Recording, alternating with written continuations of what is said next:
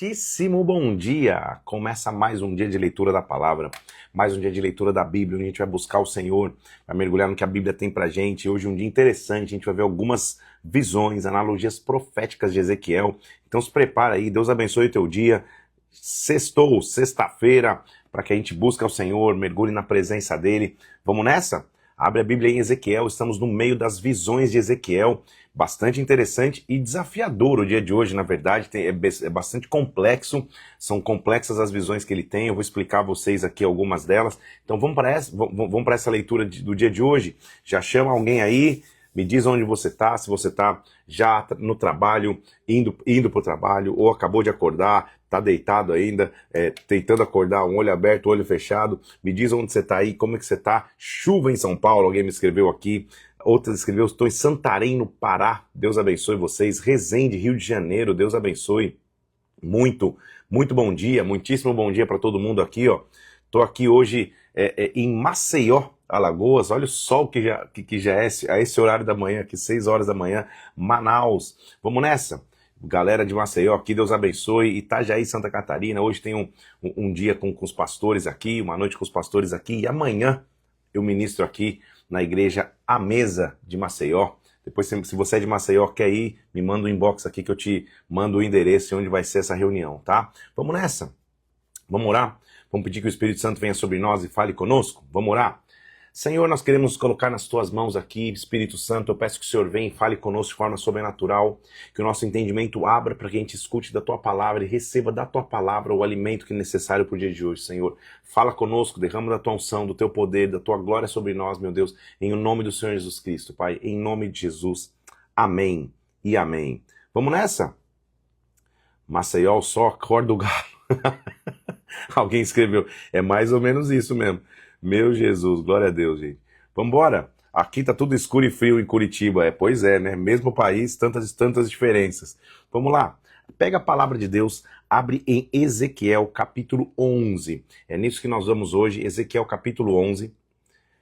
Hoje é um dia com muitas visões de Ezequiel e nós vamos acelerar nelas, porque lembra comigo que Ezequiel estava tendo uma visão do templo. Ezequiel, lembrando a vocês, né? Ezequiel é um profeta que foi levado ao cativeiro. Levado desde a primeira leva. O cativeiro foi feito em 2 etapas.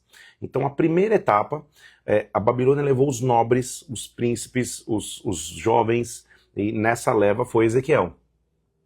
O que Ezequiel vai profetizar é que ele está vendo que a perdição continua, porque a maioria ficou em Jerusalém. E a primeira leva de cativeiro não serviu para arrependimento daqueles que ficaram. Pelo contrário, eles estão achando, tá vendo? Maldita coisa caiu na mão de Deus aqueles outros que foram, mas com a gente está tudo bem. E ele está prevendo que vai chegar uma segunda leva do cativeiro, e a nação inteira vai ser levada. Então a primeira leva de cativeiro não serviu para arrependimento. Deveria ter servido, mas não serviu para arrependimento do povo. O povo não se arrepende daquilo que viveu. E é nisso que nós vamos começar a ler agora. A gente viu ontem que ele teve uma visão, foi até o templo, Deus o fez cavar uma parede ali no templo, tudo visão profética, ele viu nas trevas, as ocultas que acontecia no templo, e a glória de Deus está indo embora do templo. Aconteceu no final do capítulo 10 que a glória saiu de vez do templo. E agora ele está vendo, então, depois da glória de Deus saiu, o juízo que vem de Deus contra os chefes do povo. Então, capítulo 11, versículo 1. O Espírito me levantou e me levou à porta oriental da casa do Senhor, que olha para o oriente.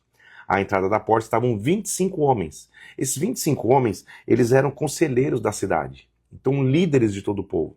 Ele viu esses homens ali. Inclusive, ele menciona um nome. Vi Jazanias, filho de Azur, Pelaías, filho de Benaías, príncipes do povo. E diz, filho do homem, são estes os homens que maquinam vilezas e aconselham perversamente nesta cidade. Porque dizem, não está próximo o tempo de construir casas. A cidade é a panela e nós a carne. O que significa isso? Por isso às vezes você vê Ezequiel fala, meu Deus, que loucura é essa? Essa era uma expressão que se usava na época. A cidade é a panela, nós a carne. No sentido de que a panela protege a carne. O fogo não vai chegar na carne. Em resumo, de maneira complexa, o que eles estão dizendo? A gente está protegido por ser de Jerusalém, a gente está protegido por ser da cidade. Nada vai nos tocar. A gente está acima do ataque dos inimigos. Eles achavam que pelo simples fato de serem de Jerusalém, de serem do povo escolhido por Deus, eles teriam proteção, mas ao mesmo tempo eles fugiam da aliança com o próprio Deus. É um negócio maluco, mas é assim que às vezes nós nos sentimos. Não, porque Deus é conosco, vai dar tudo certo, mesmo que eu não tenha aliança com ele. Deus é um Deus justo, tudo bem? Então, profetiza contra eles, ó filho do homem. A Bíblia diz, versículo 5, caiu sobre mim o Espírito do Senhor e disse, fala, assim do Senhor, assim tem dito, ó casa de Israel, porque quantas coisas vos surgem à mente, eu as conheço. Multiplicaste os vossos mortos nessa cidade, dela encheste as ruas, porque assim diz o Senhor, o que vocês matastes e largastes no meio, eles são a carne, ela a panela, e vocês outros tirarei do meio dela. Temeis a espada, mas a espada trarei sobre vós. Tirar-vos-eis do meio da cidade, vos entregarei na mão de estrangeiros, caireis a espada e sabereis que eu sou o Senhor. Então o que Deus estava dizendo para eles? Olha, vocês estão achando que vocês estão protegidos, na verdade a espada está vindo contra vocês. Esta cidade não vos servirá de panela, de proteção, nem vós servireis de carne no seu meio, vocês não vão ser alimento para essa cidade. Nos confins de Israel vos julgarei, sabereis que eu sou o Senhor, pois não andaste nos meus estatutos, nem executaste os meus juízos, antes fizeste segundo o juízo das nações que estão ao redor de vocês. Ao tempo que eu profetizava, morreu Pelaías, filho de Benaias. Então caí com o rosto em terra, clamei em alta voz, disse, Senhor Deus, darás fim ao resto de Israel? Quando ele está tendo a visão e profetizando, um dos 25 conselheiros morre, inclusive. Deus fala, meu Deus, o juízo, e Ezequiel fala, o juízo está vindo sobre Israel como um todo, sobre a nação como um todo, porque lembre-se que ele estava só na primeira leva, e todo mundo tinha ficado, estava achando que estava ileso. Então, ele fala, Senhor, é isso? O Senhor vai destruir a nação? Sempre no meio da profecia tem uma promessa de restauração, uma promessa de esperança. Então veio a minha palavra do Senhor e disse, filho do homem, teus irmãos, os teus próprios irmãos, os homens do teu parentesco e toda a casa de Israel, todos eles são aqueles a quem os habitantes de Jerusalém disseram, apartai-vos para longe do Senhor, essa terra nos deu em possessão. Eles estão achando que estão ilesos, assim do Senhor. Ainda que os lancei para longe das nações, ainda que esparei para as terras, todavia lhes serei santuário, por um pouco tempo nas terras para onde foram. Assim diz o Senhor Deus, eis de ajuntá-lo no meio dos povos. Os recolherei das terras para onde foram lançados, e lhes darei a terra de Israel. Voltarão para ali. Dar-lhe-ei, versículo 19, um só coração, espírito novo porei dentro deles. Tirarei a sua carne, coração de pedra, e lhes darei coração de carne. Então Deus está mostrando o que ele ia fazer com aquele povo. Por um tempo eles vão estar distantes. 70 anos, para Deus é um tempo, né? Por um tempo eles vão estar distantes. Por um tempo eles vão estar longe, mas eles vão voltar. O coração que hoje é de pedra vai virar um coração de carne. Para que andem nos meus estatutos, versículo 20, guardem os meus juízos, executem, eles serão meu povo, eu serei o seu Deus. Mas, quanto àqueles cujo coração se compraz em ídolos, detestáveis e abomináveis, eu os farei recair sobre a sua cabeça as suas obras, diz o Senhor. Então, acabou a visão, os querubins elevaram suas asas, as rodas o acompanhavam, e a glória do Deus de Israel estava no alto deles. Olha o versículo 23. A glória do Senhor subiu do meio da cidade e se pôs sobre o monte que está no oriente da cidade. Então a gente viu desde ontem que Ezequiel tem uma visão de dentro do templo. Agora vai saindo do templo para o átrio, do átrio para a porta. Agora ele saiu da cidade. A glória já não está mais na cidade. Disse o Espírito de Deus, me levantou e me levou a visão à Caldeia, que é a Babilônia, para o cativeiro. E disse, então, se foi a visão que eu tinha tido. Então falei-os do cativeiro todas as coisas que o Senhor tinha me mostrado.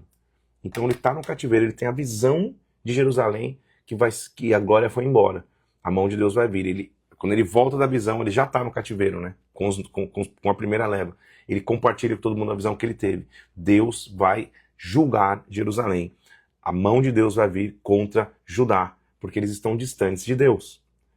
Ele está no cativeiro e agora nós vamos ver uma sequência dele falando de profecias dentro do cativeiro.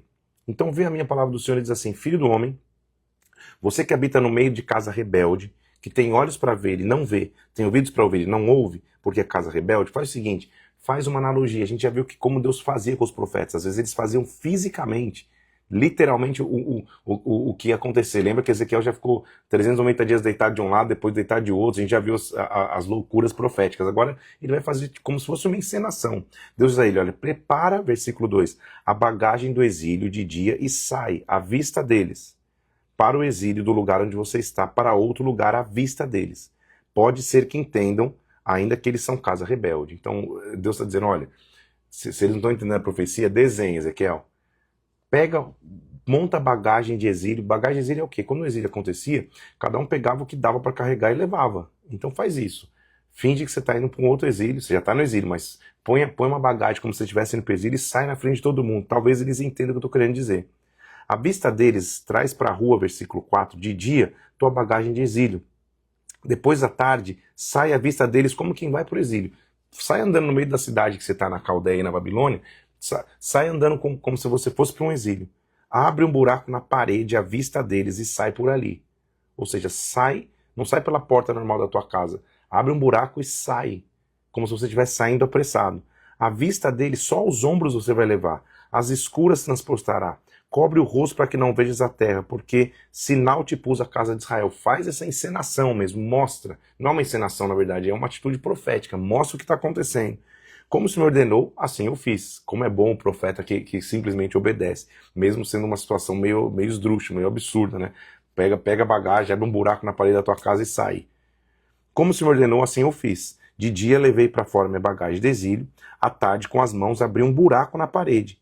Às escuras eu saí, no meio da noite, aos ombros, transportei a bagagem pela vista deles.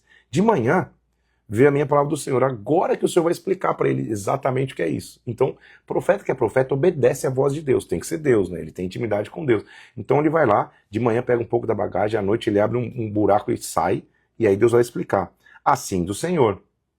Esta sentença refere-se ao príncipe em Jerusalém e toda a casa de Israel que está no meio dela. Então você lembra comigo?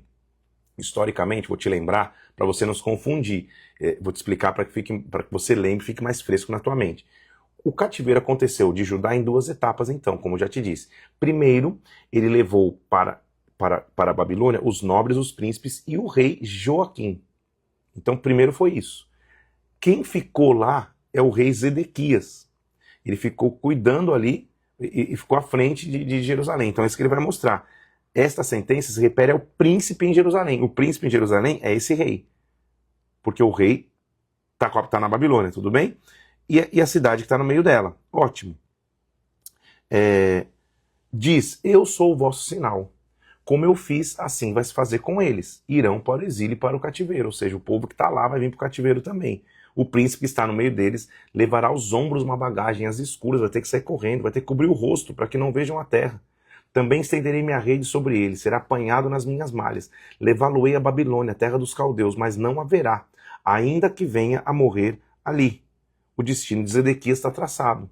A todos os ventos espalharei, todos para os que o ajudarem, que estão ao redor dele, todas as tuas tropas, desembainharei a espada sobre eles. Ou seja, quem ficou lá, e a gente sabe, porque a gente já leu o outro relato de Jeremias, que quem ficou, inclusive, foi buscar ajuda no Egito, lembra? Todo mundo que está lá e foi buscar ajuda, até quem ajudou, vai todo mundo para o cativeiro. Ninguém vai escapar da mão de Deus, é isso que ele está mostrando. Deles, versículo 16, deixarei ficar alguns poucos. Jeremias estava nesse que vão ficar, lembra? Que é o restolho do restolho, a gente já falou sobre isso. Escapos da espada, da fome e da peste. Para que publiquem todas as suas coisas abomináveis entre as nações, para onde forem, saberão que eu sou o Senhor. Assim do Senhor Deus, acerca dos habitantes de Jerusalém, na terra de Israel. O seu pão comerão com ansiedade, sua água beberão com espanto, vão ter que sair correndo, pois a sua terra será despojada com tudo que contém por causa da violência de todos que nela habitam. As cidades habitadas cairão em ruínas, a terra se tornará em desolação. Filho do homem, que provérbio é esse que vós tendes na casa de Israel? Prolongue-se o tempo, não se cumpra a profecia. Está dizendo, o que Israel está dizendo? Que, não vai se cumprir a profecia, a gente não está ouvindo não. Por que vocês dizem isso? Versículo 23. Farei cessar esse provérbio, ou seja, a profecia vai se cumprir. Já não servirão ele em Israel, mas diz-lhes, os dias estão próximos, o cumprimento desta profecia. Porque já não haverá visão falsa nenhuma, nem adivinhação lisonjeira no meio da casa de Israel. Porque eu, Senhor, falarei, e a palavra que eu falar se cumprirá, e não será retardada. Porque em vossos dias, ó casa rebelde, falarei a palavra e a cumprirei, diz o Senhor. A visão que tem é para muitos dias, e ele profetiza de tempos em tempos que estão longe.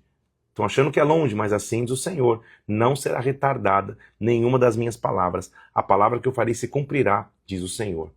Então, se está chegando, chegou a hora chegou a hora de eu liberar a palavra, liberar a profecia que eu tinha dito, ela vai acontecer.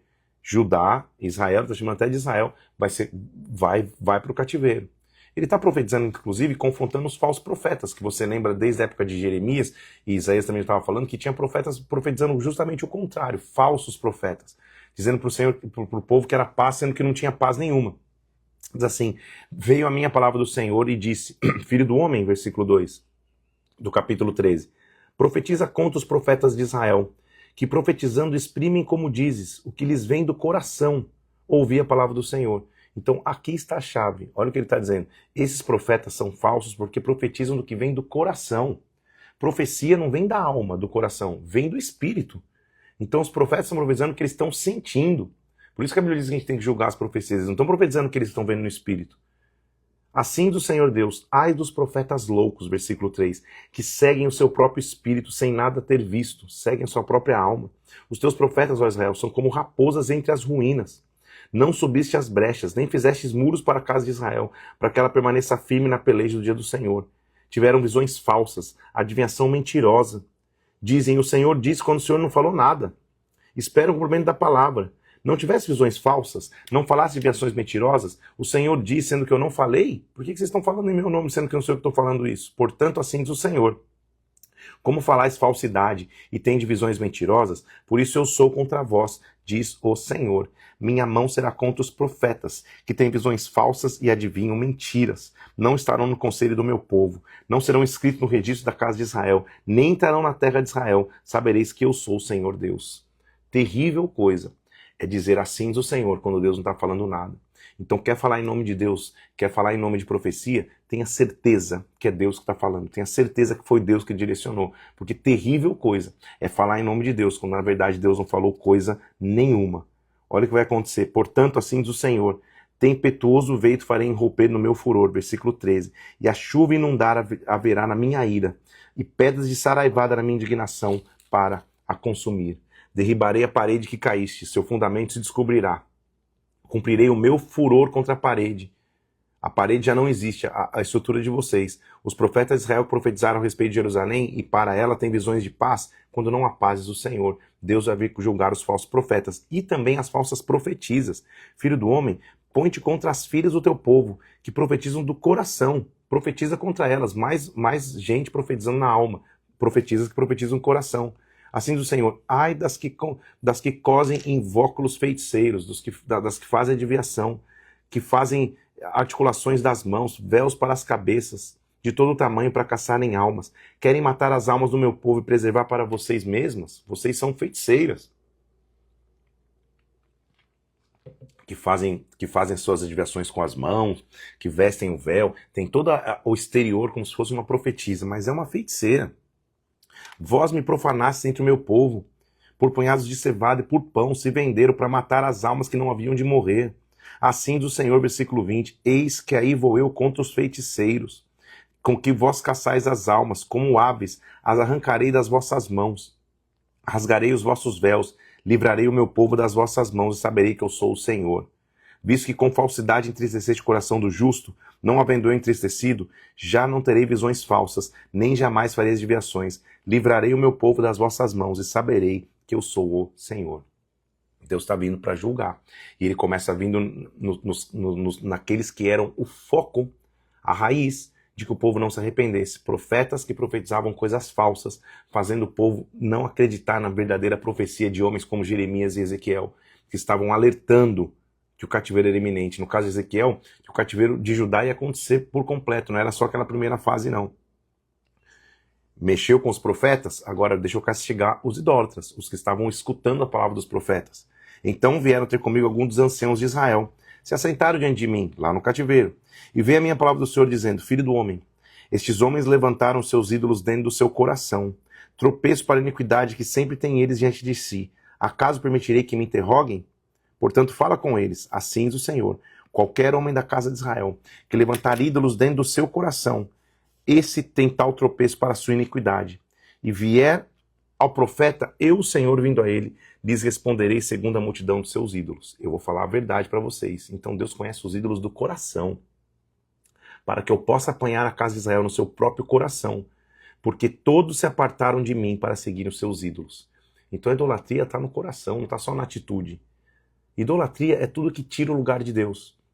Tudo que coloca Deus em segundo plano e qualquer outra coisa em primeiro plano. Isso é idolatria.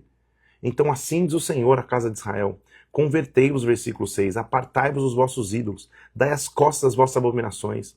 Qualquer homem da casa de Israel ou dos estrangeiros que moram em Israel que se alienar de mim e levantar ídolos dentro do seu coração, isso vai ser tropeço para a iniquidade. E vier ao profeta para falar com ele, eu vou responder, eu vou falar a verdade. Voltarei o rosto contra tal homem, e farei sinal e provérbio, eliminá-lo-ei no meio do povo, e sabereis que eu sou o Senhor. Se o profeta for enganado e falar alguma coisa, fui eu, o Senhor, que enganei este profeta. Eu não estou deixando o profeta ver. Estenderei a mão contra ele, o eliminarei no meio do povo de Israel. Ambos levarão a sua iniquidade, para que a casa de Israel não se desvie mais de mim, nem se contamine mais com suas transgressões. Então disse o Senhor: eles serão o meu povo, eu serei o seu Deus. Eu vou fazer a limpa. Vou acabar com os que estão distantes, vou acabar com os profetas falsos, vou acabar com os que não conseguem enxergar. Deus vai fazer a limpa. Eles serão o meu povo, eu serei o seu Deus. Então qual vai ser a justiça e o castigo de Deus para a nação? Filho do homem, versículo 13. Quando uma terra pecar contra mim, cometendo graves transgressões, estenderei a mão contra ela. Tornarei instável o sustento do pão, enviarei contra ela fome, eliminarei dela os homens e os animais. Olha o que acontece quando o juízo de Deus vem sobre uma nação. Ainda que estivesse no meio dela 3 homens, Noé, Daniel e Jó, está falando de homens justos, pela sua justiça salvaria apenas a sua própria vida, diz o Senhor seu Deus. Então está fazendo a distinção de uma nação perversa e de homens justos, que vão ser preservados. Se eu fizer passar pela terra bestas feras, elas se assolarem, e a terra fica assolada e ninguém possa passar por ela, tão certo como eu vivo, diz o Senhor, esses 3 homens, se estivessem no meio dela, não salvariam nem os seus filhos, nem suas filhas, só eles seriam salvos e a terra seria assolada. Ele está voltando a trazer agora o conceito da individualidade, da responsabilidade individual que nós temos perante Deus. Ele está dizendo, não achando que os filhos de Noé, os filhos de Jó, os filhos de Daniel seriam salvos como um todo. Não, os filhos não salvariam, só eles. Deus está mostrando a responsabilidade individual. Ou, se eu fizer vir a espada sobre a terra, e a espada passar sobre os animais, sobre tudo, estes 3 homens estariam no meio dela, não salvariam nem os seus filhos, nem eles, só eles seriam salvos. Então, quanto ao mais, se eu enviar meus 4 juízos sobre a terra, a espada, a fome, as bestas feras e a peste contra Jerusalém, para eliminar dela alguns homens e animais, alguns restaurarão nela, que levarão para fora filhos e filhas, eis que eles virão a vós. Eles vão vir até vocês no cativeiro, e vereis o seu caminho e os seus feitos, e ficareis consolados do mal que eu fiz vir sobre Jerusalém, sim, de tudo que eu fiz vir sobre ela. Eles vos consolarão quando virdes o seu caminho e os seus feitos, e sabereis que não foi sem motivo tudo que eu fiz nela, diz o Senhor. Então Deus está mostrando como ele vai salvar alguns remanescentes, que são alguns justos, mas a nação como um todo vai passar pelo seu cativeiro, vai passar pelo seu juízo. Versículo 1 do capítulo 15, veio a minha palavra do Senhor dizendo, filho do homem, por que é mais o sarmento do que a videira? Sarmento é o galho, né? O ramo. Por que o ramo está achando que é mais do que a árvore? O que está acontecendo? De qualquer outro sarmento que está entre as árvores do bosque? Toma-se dele madeira para fazer alguma obra? Ou toma-se dele alguma estaca para que se pendure algum objeto? Ou seja, o galho sem árvore tem alguma utilização? Deus fala em enigma, com Ezequiel, né? Por que o galho, ou seja, o povo está achando que é mais do que Deus? Que loucura é essa? Eis que o galho vai ser lançado no fogo para ser consumido. Se ambas as suas extremidades consomem o fogo e o meio dele fica também queimado, serviria acaso para alguma obra? É só um ramo. Se você joga no fogo, ele já é consumido. Ora, se estando inteiro, se o galho inteiro já não servia de obra alguma, não dá para fazer uma estaca, não dá para fazer nada, quanto menos sendo consumido pelo fogo, ou sendo queimado, seria útil para qualquer obra. Assim diz o Senhor Deus, como o ramo de uma videira entre árvores do bosque, que dei ao fogo para que seja consumido, assim entregarei os habitantes de Jerusalém. Vocês estão se achando a carne na panela? Vocês são um ramo que não tem utilidade nenhuma sem o tronco. Deus tem que falar de forma dura, né? Voltarei o rosto contra eles. Ainda que saiam do fogo, o fogo os consumirá. E sabereis que eu sou o Senhor. Tornarei a terra em desolação, porque cometeram graves transgressões, diz o Senhor. Ele vai mostrar o abandono, a infidelidade de Jerusalém. Veio a mim a falar do Senhor e disse, filho, faz conhecer a Jerusalém suas abominações. O teu nascimento procede da terra dos cananeus. Teu pai era amorreu, tua mãe Eteia. Quando o teu nascimento, no dia que você nasceu, não te foi cortado o umbigo, vocês estão com as mesmas práticas de Canaã. Nem foste lavada com água para te limpar, nem esfregada com sal, nem envolta em faixas. Não se apiedou de ti olho algum, para te fazer alguma dessas coisas compadecido de ti. Antes, foste lançado em pleno campo, no dia em que nasceste, porque tiveram nojo de ti. Vocês estavam abandonados. você estava abandonado, mas, passando eu por ti, vi você se revolver no seu sangue, e ainda no seu sangue te fiz vir, te fiz multiplicar como o renovo do campo. Você cresceu, se engrandeceu, chegou a grande formosura, formaram os teus seios, cresceram os teus cabelos, você estava nua e descoberta, no entanto. Então ele está dizendo, você era um bebê abandonado. Ninguém passava por ti e te cuidava. Eu passei, cuidei de ti, você cresceu, se tornou formosa, só que você estava nua, não tinha cobertura. Passando, quando eu te vi, eis que o teu tempo era tempo de amores. Estendi sobre ti as abas do meu manto, cobri de tua nudez. Olha como eu cuidei de vocês. Ele está fazendo essa analogia de um bebê abandonado que foi pegado por alguém e cuidado. Te dei como juramento, entrei em aliança contigo. Eu te lavei com água, te enxuguei o teu sangue, te ungi com óleo, eu cuidei de você. Te vesti de roupas bordadas da melhor qualidade, te adornei de enfeites, coloquei um pendente no teu nariz. Você foi ornada de ouro. Você de um bebê abandonado. Ele está falando de um povo escravo. Falando em português para você entender aqui, Ezequiel. De um povo escravo, eu te fiz tornar uma nação. De um bebê abandonado, revolto no sangue, eu te cobri. Você cresceu, eu te lavei, eu te limpei. Mas, olha o que aconteceu no versículo 14. Correu a tua fama entre as nações por causa da tua formosura. Era perfeita por causa da minha glória que eu tinha colocado em ti, diz o Senhor. Mas, confiaste na tua formosura. Versículo 15. Te entregaste à lascívia graças à tua fama e te ofereceste a todo o que passava para ser dele. Olha que analogia pesada que ele está dizendo. De um bebê abandonado e sujo. Ele está fazendo como se fosse uma mulher, né? De uma bebê abandonada e suja. Eu te peguei, te lavei, te limpei. Você cresceu, nua, descoberta, eu te cobri. Tua fama correu nas nações. E aí, a hora que você cresceu, você confiou mais na tua formosura e você se entregou à prostituição com aqueles que apareciam ao teu lado. Que loucura é essa? Que você esqueceu do Deus que esteve contigo no começo. E não olhemos com julgamento tão precipitado para Jerusalém e para Israel, dizendo, nossa, que terrível. Cuidado a gente também, hein? Quando a gente começa simples em Deus, no começo tudo é difícil, tudo é simples. Aí a gente começa a crescer, a gente começa a confiar no nosso próprio crescimento, na nossa própria grandeza, na nossa própria formosura, e se afasta de Deus. Cuidado. Olha o que ele está dizendo. Você pegou os teus vestidos e fez lugares altos, adornados de diversas cores. Ali você se prostituiu. Tais coisas nunca se deram, nunca jamais se darão. Pegou as suas joias, enfeites de ouro e prata que eu te dei, e dessas joias você fez estátuas e se prostituiu com elas. Pegou seus vestidos bordados e as cobriste, o meu óleo e o meu perfume colocou diante delas. O meu pão que eu te dei, flor de farinha, óleo e mel, que eu te sustentava, aroma suave, tudo que você fez, se sacrificou para a prostituição. Será que é pequena a tua prostituição, versículo 20? Será que é pequeno o teu pecado? Mataste os meus filhos, entregaste como oferta pelo fogo. Em todas as tuas abominações, nas tuas prostituições, não te lembraste nos dias da tua mocidade, quando você estava nua e descoberta, a revolver-te no teu sangue. Deus dizendo, você não está lembrado de onde eu tirei vocês, não? Vocês não estão lembrando de onde eu te tirei, Israel? Que agora vocês viraram um grande, formoso e esqueceram de mim? Que Deus nos livre. Que Deus livre a cada um de nós de que o nosso crescimento nos torne soberbos em nós mesmos e nos afaste da presença de Deus. Pelo contrário, que o teu crescimento ministerial, profissional, familiar, ele te faça ainda ficar mais dependente de Deus. Então Deus tá pegando pesado com Israel, está dizendo, gente, vocês eram um bebê envolto no sangue. Eu cuidei, fiz crescer, se tornou mais formosa. E agora, vocês pegaram o que eu dei de formosura para vocês, de ouro, de prata, de tecido, de perfume, e vocês estão usando para prostituição. Será que é pequena a tua prostituição? Para pensar, ele está dizendo para Israel. Pesado esse versículo, esse capítulo. Depois de toda a tua maldade, versículo 23, ai de ti, diz o Senhor Deus. Edificaste prostíbulo de culto, fizeste elevar os altares pelas praças, multiplicaste as tuas prostituições.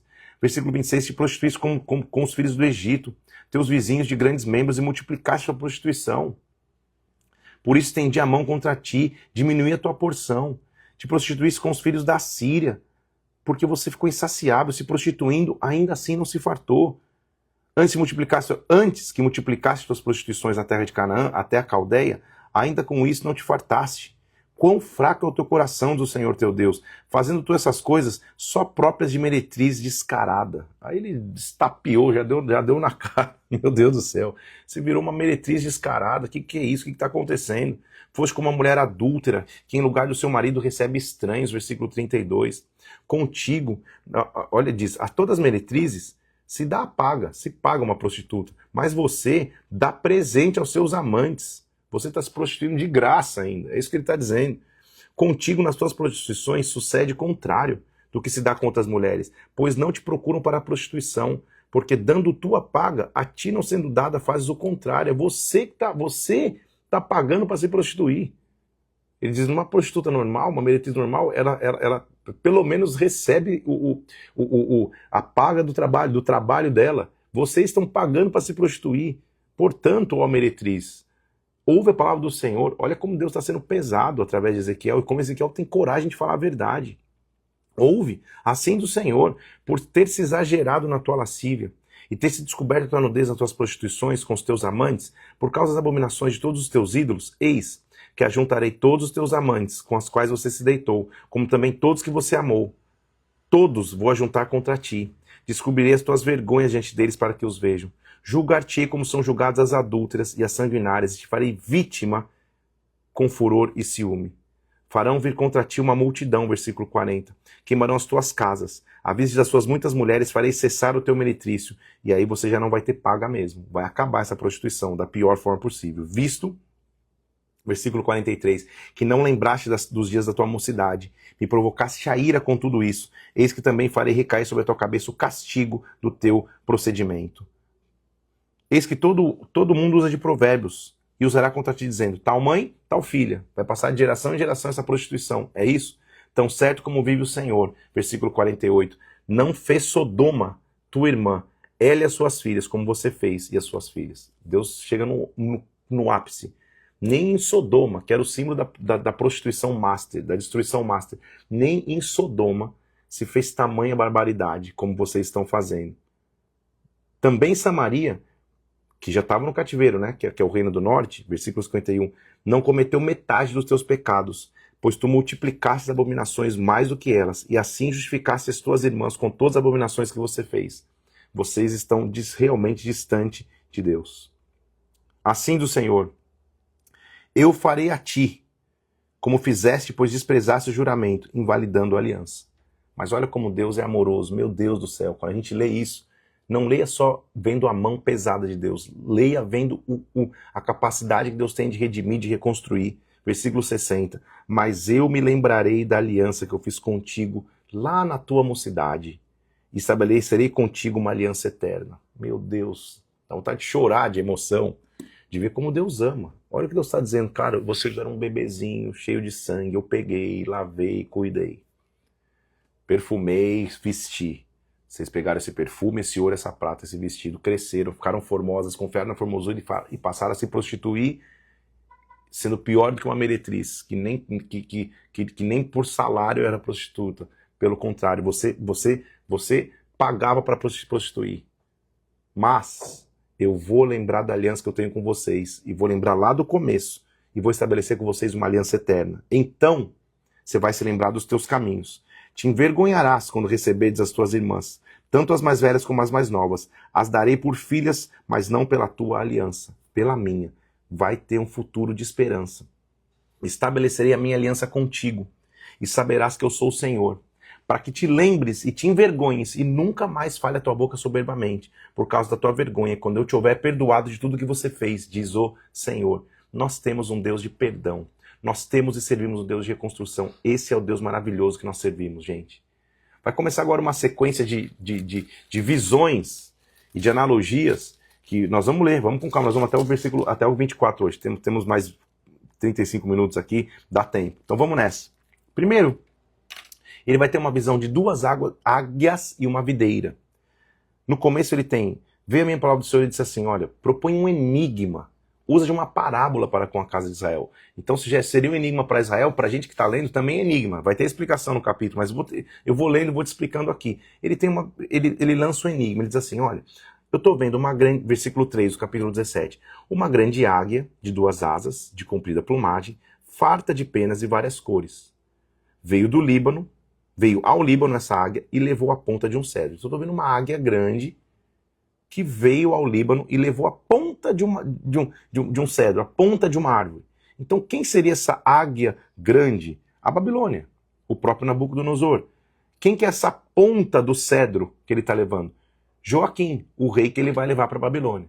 Então é só lembrar da história. Então eu estou vendo uma águia que vem e leva a ponta da árvore. Arrancou só a ponta mais alta dos seus ramos. Levou para uma terra de negociantes, Babilônia. Só os nobres. Só levou a primeira ponta. Na cidade de mercadores a deixou. Mas pegou a muda da terra, plantou num campo fértil. Colocou junto às muitas águas como um salgueiro. Essa muda da terra é quem ficou lá, Zedequias, e o povo que ficou. Ela cresceu, virou uma videira muito larga, de pouca altura, virando para a águia os seus ramos, porque as suas raízes estavam debaixo dela. Assim se tornou em videira, produzia ramos, lançava renovos. Estava tudo bem lá. Só que aí houve uma outra grande águia, de grandes asas, de muitas penas. A videira correu para ela. Lembra que o povo foi buscar refúgio no Egito? Essa outra grande águia é Faraó. Lá eles estavam tentando produzir. Assim diz o Senhor. Acaso prosperará ela? Não. Não lhe arrancará a águia suas raízes, não cortará o seu fruto, para que seque as suas folhas e os seus nervos? Não será necessário nem poderoso braço, nem muita gente, para arrancar as suas raízes. Então ele está contando a história de uma forma enigmática. Uma águia que veio, pegou só o pontinha, deixou lá uma muda para crescer, essa muda cresceu e foi buscar refúgio na outra águia, no Faraó. Agora, essa planta não vai prosperar. Diz agora a casa rebelde. Não sabeis o que significam essas coisas? Agora eu vou ler o significado. Versículo 12. Eis que veio o rei da Babilônia a Jerusalém, tomou o seu rei e os seus príncipes, e os levou consigo para a Babilônia. Joaquim. Tomou uma estipe real e fez aliança com ele. Zedequias. Tomou dele um juramento e levou poderosos da terra. Deixou lá. Para que o reino ficasse humilhado e não se levantasse, mas guardando sua aliança, pudesse subsistir. Mas Zedequias se rebelou contra o rei da Babilônia, versículo 15. Enviou mensageiros ao Egito para que se mandasse cavalos e muita gente. Prosperará? Escapará aquele que faz tais coisas? Violará a aliança e escapará? Tão certo como eu vivo, diz o Senhor, no lugar em que habita o rei que fez reinar, cujo juramento me desprezou, no meio da Babilônia, será morto. Faraó, nem com grande exército, nem com numerosa companhia, o ajudará na guerra. Então a grande questão é que, ao invés de confiar em Deus e se arrepender e buscar refúgio em Deus, eles, sendo atacados pela Babilônia, buscam proteção no Egito, e Deus mostra, olha, essas duas grandes águias não deveriam ser a confiança do povo. Então, olha o que vai acontecer. Estenderei com ele a minha rede sobre ele, levá-lo à Babilônia, e entrarei em juízo. Todos os seus fugitivos cairão à espada, mas assim diz o Senhor. Versículo 22. Eu também tomarei a ponta de um cedro, eu vou pegar a descendência. Eu plantarei, do principal dos seus ramos cortarei um renovo, mais tenro, e o plantarei sobre um monte alto e sublime. Então a Babilônia não veio e pegou uma pontinha de cedro, ou seja, a ponta do cedro é a parte mais nobre, e levou? Eu vou pegar também uma ponta de cedro, e eu vou plantar de novo, eu vou renovar esse povo. No monte alto de Israel plantarei, e produzirá ramos, dará frutos, se fará cedro excelente. Debaixo dele habitarão animais de toda sorte. Ele está mostrando já da restauração depois do cativeiro. A soma dos seus ramos semearão aves de toda espécie. Saberão as aves do campo que eu, o Senhor, abati a árvore alta e levei a baixa. Sequei a árvore verde, fiz reverdecer a seca. Eu sou o Senhor, eu o fiz. Por isso que às vezes você lê Ezequiel e lê meio correndo e fala, não estou entendendo nada, é águia, é ponta de cedro, é ramo. Então tentei te explicar aí. É preciso conhecer a história. E você que está comigo na leitura bíblica já conhece a história agora dos reis. Então ele está mostrando de um rei que foi, de um rei que ficou e confiou no Egito, ambos iam cair e o próprio Deus ia plantar o renovo. Ele vai mostrar a responsabilidade individual, que é um conceito que ele começa a trazer. Não é só o pecado da nação, agora é o pecado do indivíduo. Vê a minha palavra do Senhor e diz, o que vocês têm acerca da terra de Israel? Por que vocês falam esses provérbios dizendo, os pais comeram uvas verdes e ao dente dos filhos que se embotaram? Por que eles estavam dizendo, gente, foram nossos pais que pecaram e a gente está pagando o pato? Deus está dizendo, não. Tão certo como vivo, diz o Senhor, jamais direis esse provérbio em Israel. Eis que todas as almas são minhas. Como a alma do pai, também a alma do filho é minha. A alma que pecar, esta morrerá. Individualmente agora. Não é que a gente... Porque a desculpa deles era, gente, a gente está bem com Deus. A gente, na verdade, está pagando o pecado dos nossos pais. Não é isso, não. Eu conheço todo mundo. Cada um que pecar, esse vai morrer. Cada um vai pagar pelo que faz. Eis...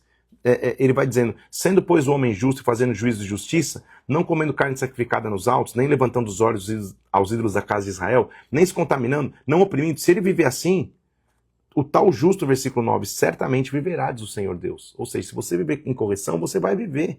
Se ele gerar um filho ladrão, derramador de sangue, que não cumprir os deveres, ele vai ser morto.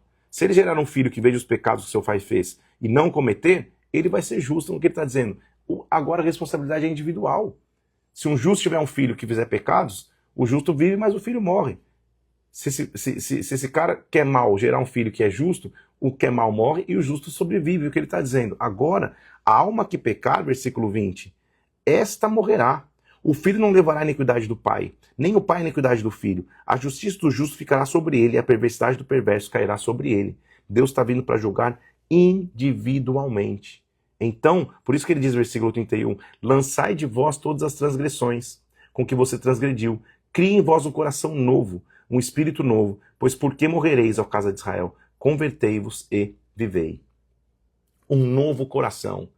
Ele já falou de um coração de pedra que é virar de carne. Essa é a nossa frase de hoje. Um novo coração. É o que nós precisamos todos os dias. Um novo coração na presença de Deus. Um renovo todos os dias na presença do Pai. Então o que ele está mostrando aqui é chega de vocês ficarem falando, não, a gente está pagando pelo pecado dos nossos pais. Não. Agora é individualmente. Cada um que for justo vai sobreviver na presença de Deus. Então tenhamos um novo coração. Ele continua tendo parábolas. E agora ele vai ver um leão enjaulado. E esse leão enjaulado, ele está mostrando que é uma leoa, na verdade, enjaulada com 2 filhotes. Ele está mostrando do rei Jeoacás e Zedequias, e sua mãe, Amutal. A gente já leu essa história em 2 Reis 23. Vamos nessa? Levanta uma lamentação sobre os príncipes de Israel. Quem é a tua mãe? Uma leoa entre leões, deitada entre os leõezinhos, que criou seus filhotes.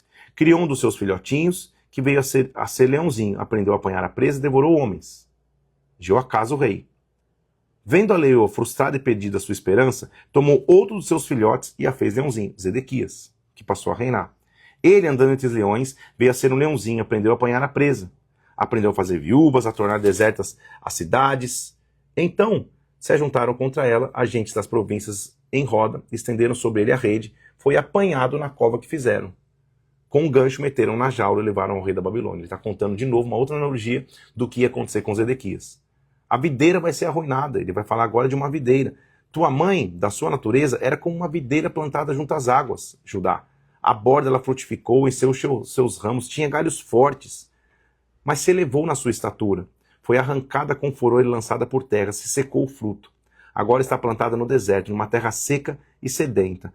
Essa é uma lamentação que ficará servindo de lamentação. Então ele está falando várias analogias para mostrar como eles estavam distantes de Deus e como a mão de Deus ia pesar.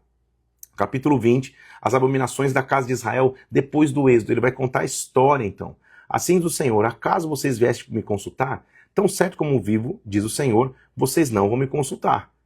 Eu vou saber as abominações dos teus pais. Então ele começa a contar que desde o dia que ele tirou o povo da terra do Egito, a terra que eles tinham previsto, que mana leite e mel, coroa de todas as terras, Deus os levou para lá. Mas versículo 8, se rebelaram contra mim, porque ninguém tirava as abominações, ninguém abandonava os ídolos do Egito. O que eu fiz, contudo, foi por amor do meu nome, para que não fosse profanado entre as nações. Eu os tirei da terra do Egito, versículo 10, ele está contando a história. O que eu fiz, versículo 14, foi por amor do meu nome. Não obstante, meus olhos perdoaram, não destruí, não consumi o povo no deserto, mesmo eles estando distantes de mim. Mas, versículo 21, vocês se rebelaram contra mim. Detive a mão por amor do meu nome. Deus está mostrando o quanto eu os amei ao longo da história. Vocês transgrediram contra mim. Porém, versículo 28, eu os havendo introduzido na terra, sobre qual, levantando a mão, tinha jurado dar, viam um outeiro formoso, uma árvore frondosa, já saíam para oferecer sacrifício, apresentavam suas ofertas, provocando a mim. Que é isso que vocês fizeram. Porventura vocês vão me consultar hoje, casa de Israel. Tão certo como vive o Senhor, agora vocês vão me consultar mais não. Agora vocês não vão ter mais acesso a mim. O que vos ocorre à mente de maneira nenhuma acontecerá. Isso vocês dizem, nós vamos ser nações, como outras nações da terra, servindo a árvores e pedras. Não. Tão certo como vive o Senhor, eu farei passar isso debaixo do meu cajado, versículo 37. Vos sujeitarei à disciplina da minha aliança. Separarei dentre vós os rebeldes que se transgrediram e não entrarão mais na terra de Israel. Porque no meu santo monte, no meu alto monte, diz o Senhor Deus, ali toda a casa de Israel me servirá, naquela terra me agradarei deles. Sabereis que eu sou o Senhor, versículo 42, quando vos der entrada na terra de Israel. Sabereis que eu sou o Senhor, versículo 44, quando eu proceder convosco por amor do meu nome, não segundo os vossos caminhos, nem segundo os seus feitos corruptos, ó casa de Israel. Ele fala de Israel e fala especificamente contra o sul. Profetiza contra o bosque do campo do sul, Judá e Jerusalém. Eis que acenderei um fogo contra ti, e toda árvore seca não se apagará. Os roços se queimarão. Então disse Senhor Deus, eles dizem de mim, não é ele proferidor de parábolas? Estão falando que eu estou falando parábolas? Não estão escutando a minha profecia? Deus está mostrando a história e como na história, por amor do nome dele, ele sempre preservou. Agora acabou essa preservação. Olha o que vai acontecer, versículo 21. Volta o rosto em Jerusalém e diz, derrama as tuas palavras. E diz assim, assim diz o Senhor, eu sou contra ti, tirarei da espada da bainha, eliminarei no meio de ti o justo e o perverso. Deus está tirando a espada da bainha. Meu Deus do céu. Versículo 5. Saberão todos os homens que eu, Senhor, tirei da bainha a minha espada. Por que você suspira? Por causa dessas notícias. Todo o coração desmaia, todo joelho se desfaz em água, vai se cumprir a espada. Versículo 9, a espada está afiada e polida, afiada para a matança, polida para reluzir relâmpago. Israel diz, vamos nos alegrar, o cetro do meu filho despreza qualquer outra madeira. Deu-se a espada a polir para ser manejada, foi colocada na mão do matador. Grita e geme, filho do homem, porque ela será contra o meu povo. Propõe 2 caminhos para eles, versículo 19. Para onde vem a espada do rei da Babilônia? Ambos procederão da mesma terra. Põe neles marcos e indicadores, põe-os na entrada do caminho da cidade, e indica o caminho para que a espada chegue a Judá e Jerusalém fortificada. A espada vai chegar sobre Israel, porque o rei da Babilônia para na encruzilhada entre 2 caminhos. Para saber para onde vai, ele vai sobre Jerusalém. Ele vai chegar em Jerusalém. Assim diz o Senhor, tira o diadema, remove a coroa, já não é o mesmo, será exaltado o humilde e abatido o soberbo. Versículo 27, ruína, a ruínas reduzirei a ela, já não será. A espada virá contra Amon, contra Jerusalém, a espada está fora da bainha. Derramarei sobre ti a minha indignação. Pelas abominações. Capítulo 22, ele vai investir o capítulo inteiro falando das abominações. Filho do homem, será que eu não vou julgar a cidade sanguinária que faz abominações? Ai da cidade que derrama sangue no meio de si, versículo 3, que faz ídolos contra si mesmo. Pelo teu sangue, eles vão fazer chegar o dia do julgamento. Olha os príncipes de Israel, nada entende senão derramar sangue, versículo 6. Olha os pecados, no meio de ti, versículo 7, desprezam o pai e a mãe, praticam extorsões, contra o estrangeiro são injustos, contra o órfão e a viúva, desprezam as minhas coisas santas, profanam os meus sábados, homens caluniadores são no meio de ti, comem carne sacrificada nos montes, descobrem a vergonha do seu pai, cometem abominação com a mulher do seu próximo, contaminam torpemente a sua nora, aceitam subornos, usura e lucros, exploram o próximo. Eu bato palmas com furor contra essa exploração. Estarão fortes as tuas mãos quando eu for tratar contigo? Eu vou espalhar você entre as nações. Vocês vão ser profanados, porque a casa de Israel se tornou para mim como escória. Os seus sacerdotes, versículo 26, transgridem a minha lei, profanam minhas coisas santas. Entre o santo e o profano não fazem mais diferença. Não discernem o imundo do limpo. Dos meus sábados escondem os olhos. Assim eu sou profanado no meio de vocês. Eu estou buscando pelo menos um homem, versículo 30, que tapasse a brecha, que se colocasse no muro perante mim, a favor dessa terra, mas não encontrei ninguém. Não tem ninguém que se levanta para clamar. Ninguém que se levanta para transformar. A nação está totalmente corrompida. Ele está no cativeiro, mas está vendo o que está acontecendo na nação. Ele vai inclusive falar no capítulo 23, mais uma parábola ou uma analogia. Que você lê e fala, meu Deus, que loucura é essa? Ele vai falar de Oolá e Oolibá, meu Senhor Jesus. São nomes que ele dá fictícios a 2 meretrizes, 2 prostitutas. Oolá é Samaria e Oolibá é Jerusalém, o reino do norte e o reino do sul, que estão prostituídos na presença de Deus. Filho do homem, houve 2 mulheres, filhas de uma só mãe. Essas se prostituíram no Egito. Versículo 3 do capítulo 23. Na sua mocidade foram apertados os seus peitos, apalpados os seios da sua virgindade. Olá, mais velha, Samaria, e Olibá, sua irmã, foram minhas e tiveram filhos e filhas. Quanto ao seu nome, ele já vai explicar para que a gente entenda. Samaria é Olá, Jerusalém é Olibá. E ele vai mostrar suas prostituições. Prostituiu-se Olá quando era minha, inflamou-se pelos seus amantes, pelos assírios, cometeu devassidões, trouxe as impudícias no Egito. Vendo isto, sua irmã, Olibá, versículo 11, corrompeu sua paixão mais do que ela, está pior do que ela. Suas devassidões foram maiores do que as da sua irmã. Vi que tinha se contaminado, o caminho de ambas era a mesma. Então, o caminho dela virou semelhante aos filhos da Babilônia. Vieram ela ter com os filhos da Babilônia para o seu leito de amores e contaminaram com as suas impundícias. Então, tendo ela descoberto as suas devassidões e a sua nudez, minha alma se alienou a respeito da minha irmã. Se multiplicou suas sujeiras. inflamou-os pelos seus amantes, trouxe à memória a luxúria da mocidade. Por isso, Olibá, assim diz Deus, eis que suscitarei contra ti os teus amantes, filhos da Babilônia, filhos dos caldeus, virão contra ti do norte, vão tirar os teus vestidos, vão tirar os teus adornos, vai cessar de ti a luxúria e a prostituição. Assim diz o Senhor, versículo 35, como você se esqueceu de mim e me virou as costas, também você vai carregar a tua luxúria e as tuas devassidões. E o Senhor me disse mais ainda, filho do homem, julgarás tu a Olá e a Olibá? Declara quais são as suas abominações. Declara o quão distantes eles estão de mim. A luxúria da terra vai recair sobre vocês. Nossa leitura termina hoje no capítulo 24, quando ele tem mais uma parábola, ele fala de uma panela. Filho do homem, escreve o nome desse dia, escreve, anota que dia é esse, porque o rei da Babilônia se atira contra Jerusalém nesse dia. Está chegando o dia que quem ficou lá vai ser trazido para a Babilônia também.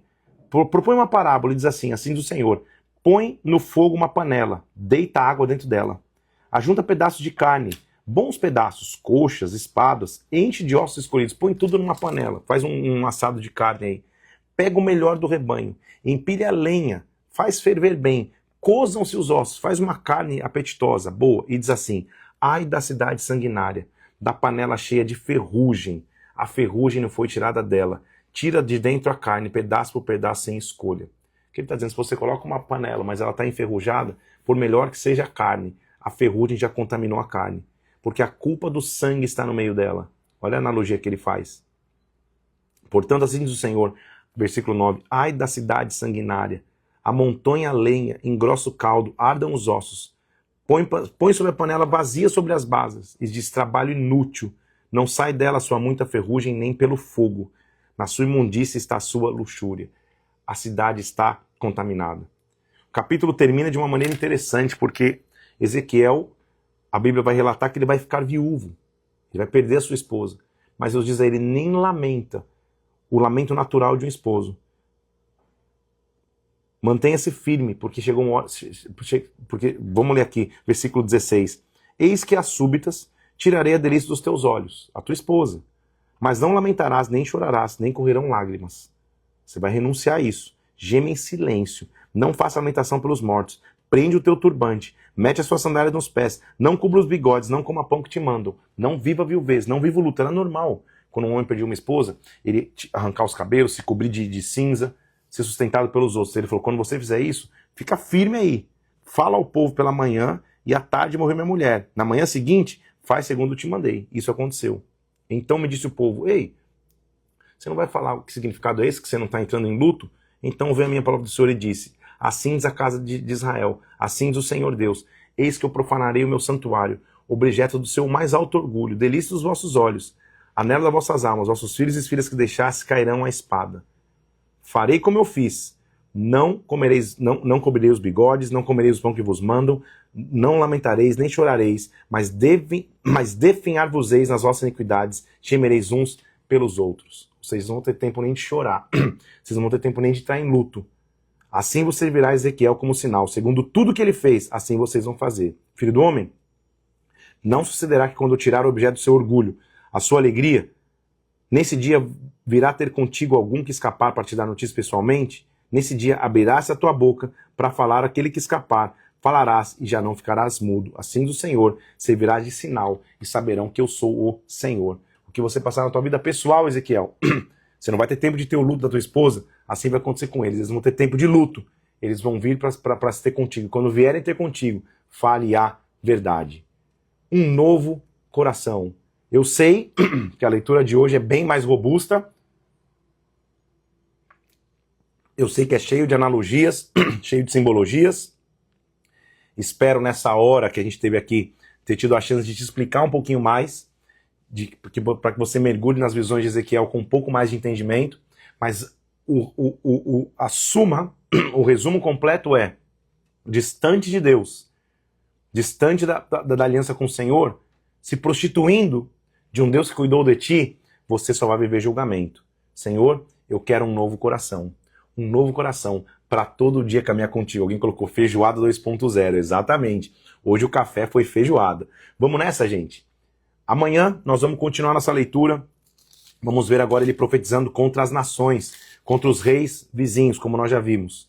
Em todas as nações ele vai profetizar. Amanhã é o nosso dia 69 da leitura. Sábado vamos acelerar até Ezequiel 38. Um novo coração. Amanhã estaremos juntos aqui, 6 horas da manhã, para lermos. E no final eu vou chamar pessoas para participar da live comigo.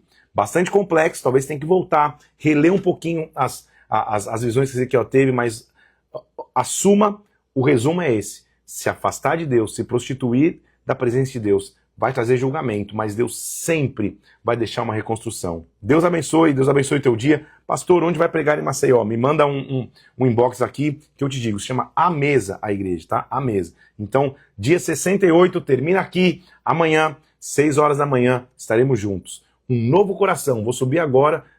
Comenta ali, coloca nos comentários o que essa live representou para você. Deus te abençoe. Fica na paz do Espírito Santo. Até amanhã, 6 horas da manhã.